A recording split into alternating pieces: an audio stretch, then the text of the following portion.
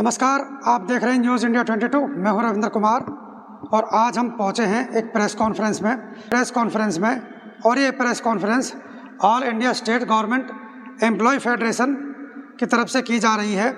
और हमारे साथ हैं सुभाष लांबा जी, जो इनके इस संस्था के राष्ट्रीय अध्यक्ष हैं, राष्ट्रीय कोषाध्यक्ष शशिकांत जी। और ये हमें बताएंगे, हम कुछ इनसे सवाल कर रहे हैं और उन सवालों के ये जवाब हमें देंगे। तो वो सवाल क्या हैं, आइए हम सर से बात करते हैं। सबसे पहले तो सर, आपको आपकी जो 3 नवंबर को रैली हुई है, उस सफल रैली के लिए आपको बहुत बहुत बधाई। धन्यवाद।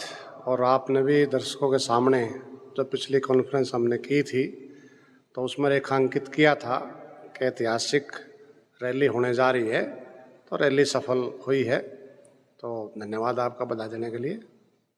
सर, अब जो आपकी ये रैली हुई है, अब इस रैली के सफल आयोजन के बाद जो कर्मचारी संगठन है, अब आगे की उनकी रणनीति क्या होगी?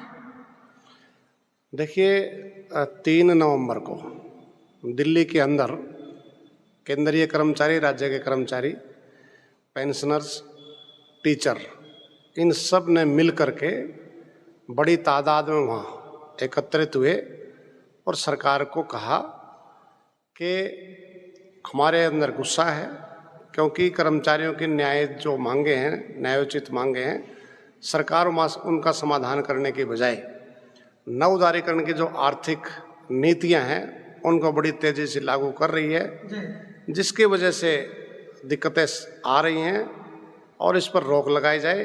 और कर्मचारियों की जो पुरानी पेंशन बहाली है, ठेका सुविधा कर्मचारियों की रेगुलाइजेशन है, या निजीकरण पर रोक है, या एनईपी को वापस लेने की मांग है, या डेमोक्रेटिक ट्रेड यूनियन राइट्स की सुरक्षा का सवाल है, खाली पदों बढ़ने का सवाल है, इन पर सरकार गौर करे। और हम साफ तौर से सरकार को वहाँ से 2 टूक कह करके आए थे कि अगर सरकार ने इन मांगों का समाधान नहीं किया तो निश्चित तौर से 2 सप्ताह के अंदर राष्ट्रीय कार्य परिषद की बैठक बुलाकर अगले आंदोलन का ऐलान कर दिया जाएगा। सर, देश में बेरोजगारी बहुत है, बेरोजगारी चरम पर है, और सरकार रोजगार के बारे में क्या कर रही है, इस पर क्या कहें? ये आपने बहुत ही अच्छा प्रश्न पूछा। और देश के करोड़ों करोड़ युवा इसी उधेड़-बुन में लगे हुए हैं कि क्या हमारे को सरकारी नौकरी मिलेगी।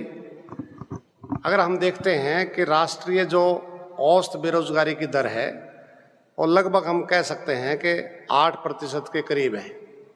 और आपको मालूम ही है कि हरियाणा तो नंबर 1 है।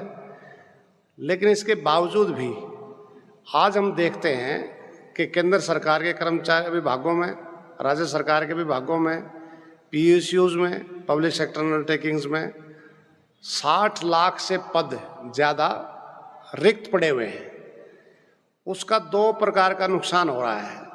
एक तरफ तो बेरोजगारों को रोजगार नहीं मिल रहा, दूसरी तरफ जनता को संतोषजनक सुविधाएं तभी दी जा सकती हैं तब वो जो पोस्ट वैकेंट पड़ी हुई हैं उनको भरा जाए। लेकिन सरकार जानबूझकर इन रिक्त पड़े पदों को भरना, स्थायी भर्ती से नहीं भरना चाहती। और आप देख रहे होंगे कि देश की जो सेना हम सब का गौरव है, उसके अंदर भी अब परमानेंट भर्तियां नहीं होंगी। 4 साल के लिए अग्निवीर जैसी स्कीम लेकर के आए हैं। और सरकार का ये दावा है कि हमारी स्कीम इतनी लोकप्रिय है कि 17 लाख से ज़्यादा लोगों ने आवेदन किया है। हमारा मानना है कि स्कीम लोकप्रिय नहीं है, बेरोजगारी भयंकर है, जिसकी वजह से 4 साल के लिए लोग लगने को लाइन में खड़े हुए हैं। और यहाँ तक भी हम देखते हैं कि सरकारों के अंदर जो टेस्ट हैं, जो एग्ज़ाम है, जो परीक्षा है, वो भी ठीक तरीके से नहीं करवा पा रही है। तो सरकार का ऐसा मानना है कि 60 लाख बेरोजगारों को रोजगार देंगे तो बड़ी अच्छी खासी रकम वेतन पर खर्च करनी पड़ेगी, इसलिए कोई आवश्यकता नहीं है इतनी बड़ी रकम को खर्च करने के लिए। इसलिए बेरोजगारों को रोजगार नहीं दिया जा रहा, पोस्टों को नहीं भरा जा रहा। सरकार इस बेरोजगारों को रोजगार देने में, इन पदों को भरने में अभी तक सफल नहीं है। सरकार लगातार विभागों का निजीकरण कर रही है, कहीं ना कहीं सरकार जन सेवाओं के लिए विफलता सरकार की दिख रही है, इसमें क्या कहेंगे? देखिए, ये जो सवाल है बहुत ही वाजिब सवाल है। जब देश आज़ाद हुआ, हमारा संविधान अस्तित्व में आया, तो हमारा जो देश है यानी कि जो स्टेट है, ये कल्याणकारी राज्य है। और कल्याणकारी राज्य का मतलब ये होता है कि जनता को मूलभूत सुविधाएं, बिजली है, पानी है, स्वास्थ्य है, ये तमाम प्रकार के जो पब्लिक सर्विसेज हैं वो देने का काम सरकार का है। और सरकार का देने का काम है तो इसी विचार के साथ तमाम सरकारी विभाग खड़े किए गए और उन सरकारी विभागों में जिसकी जितनी काबिलियत थी उसके हिसाब से करोड़ों करोड़ लोगों को, नौजवानों को नौकरियां दी गई। और उन नौजवानों ने, उन सरकारी विभागों ने, बोर्ड कॉरपोरेशंस ने, पीएसयूज ने अपने आप को साबित किया और जनता को मूलभूत सुविधाएं देने का काम बेहतरीन तरीके से किया। और अलग अलग सेक्टर में है, हरित क्रांति भी हुई, सूचना की क्रांति हुई, ये सारे पब्लिक सेक्टर के मार्फत से ही हुई, प्राइवेट सेक्टर नहीं था।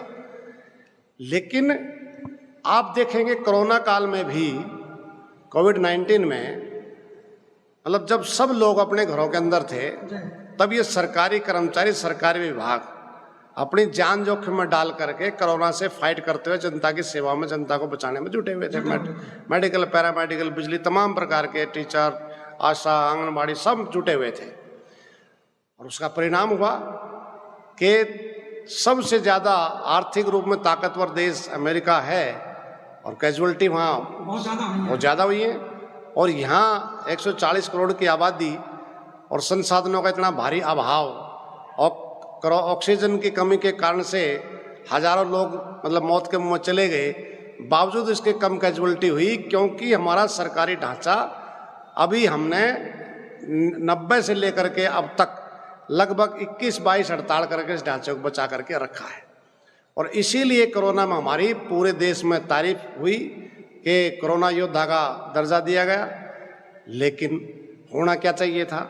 होना ये चाहिए था कि जितने पोस्ट वैकेंट पड़े हैं इनको भरा जाए, इन सरकारी क्षेत्र को मजबूत किया जाए, जनता को बेहतर सुविधाएं दी जाए।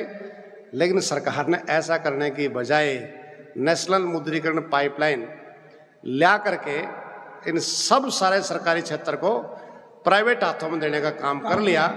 और इसमें सरकार का ये जो कहना है कि सरकार का काम बिजनेस करने का नहीं है, स्वयं प्राइम मिनिस्टर साहब ने इसका शुरुआत की। तो अगर सरकार का काम बिजनेस करने का नहीं है वो ठीक है, लेकिन क्या ट्रांसपोर्ट सर्विस देना ये बिजनेस करना है? क्या एजुकेशन देना बिजनेस करना है? क्या पब्लिक हेल्थ देना ये बिजनेस करने का काम है? हेल्थ सर्विसेज में बिजनेस करने का काम है। लेकिन सरकार अब इन सर्विसेज को प्रोवाइड कराएगी, लेकिन सरकारी क्षेत्र से नहीं कराएगी, वो प्राइवेट सेक्टर के ऊपर पूरी तरीके से निर्भरता रहेगी। इसीलिए इन सारे जो पब्लिक सेक्टर अंडरटेकिंग्स हैं, पीएसयूज हैं, सरकारी विभाग हैं, जो जनता के खून पसीने की कमाई से, टैक्स पेयर के पैसे से, किसान मजदूरों की मेहनत के दम पर खड़े किए गए, उनको सरकार एक एक करके तेजी के साथ निजी हाथों में सौंप रही है, जिसका हम कड़ा विरोध कर रहे हैं। सरकार जब आई थी तो इस सरकार ने एक वादा किया था कि सबका साथ सबका विकास, हम सभी को बराबर साथ लेकर चलेंगे, लेकिन कहीं ऐसा दिखाई नहीं देता। इसके ऊपर आप क्या कहें? देखिए, ये तो नारा है। नारा तो ये भी था कि 15-15 लाख रुपए सबके खाते में आएंगे और काला धन इतना पड़ा हुआ उनको सबको वापस लेकर के आएंगे। वादा तो ये भी था कि 2 करोड़ नौकरियां हर साल दी जाएंगी। आज 9 साल के करीब से ज़्यादा हो गए, 18 करोड़ नौकरी मिलनी चाहिए थी, लेकिन बजट सेशन में स्वयं सरकार ने कहा कि 7,10,000 नौकरियां दी हैं। 15 लाख रुपए का तो कह ही दिया कि चुनावी जुमला है। तो सबका साथ सबका विकास की जो बात है, अगर हम देखें कि ये जो फाइनेंशियल ईयर है 2.14 लाख करोड़ रुपए बड़े पूंजीपतियों के जो कर्जे हैं उनको राइट ऑफ कर दिया। ये तो खुद इस संसद के अंदर वित्त मंत्री जी ने, हाँ, ये उन्हीं का आंकड़ा है। और उससे पहले भी लगभग 15 लाख करोड़ रुपए और बड़े पूंजीपतियों को राइट ऑफ कर चुके हैं। जब सरकार सत्ता में आई 2014 में, जो बड़े धनाढ्य लोग हैं, कारपोरेट सेक्टर जिसको बोलते हैं, उन पर कारपोरेट टैक्स लगता है, 30% था, वो घटा करके 22% लिया है। इतना ही नहीं, 10.5 लाख करोड़ के करीब सरकारी बैंकों से जो कर्जा लिया है वो रिटर्न नहीं हो रहा। सरकार बड़े उद्योगपतियों के, बड़े पूंजीपतियों के, जिसमें अडानी अंबानी भी शामिल हैं, इनके प्रति बड़ी उदार है। और दूसरी तरफ हम देखते हैं कि खाने पीने, किसानों के कर्जे माफ नहीं हो रहे, किसानों के कर्जे माफ नहीं हो रहे। किसानों ने भी कहा भी हमारे जैसे इनके राइट ऑफ किए हैं, बट्टे खाते लगाए हैं, हमारे भी कर दो, लेकिन किसानों के कर्जे राइट ऑफ नहीं होंगे, बट्टे खाते में नहीं डाले जाएंगे, उनसे वसूली की जाएगी। हम ये कह रहे थे, एक तरफ तो सरकार का ये नजरिया है। आप देखते रहिए न्यूज़ इंडिया 22। मैं हूं रविंद्र कुमार। नमस्कार, धन्यवाद।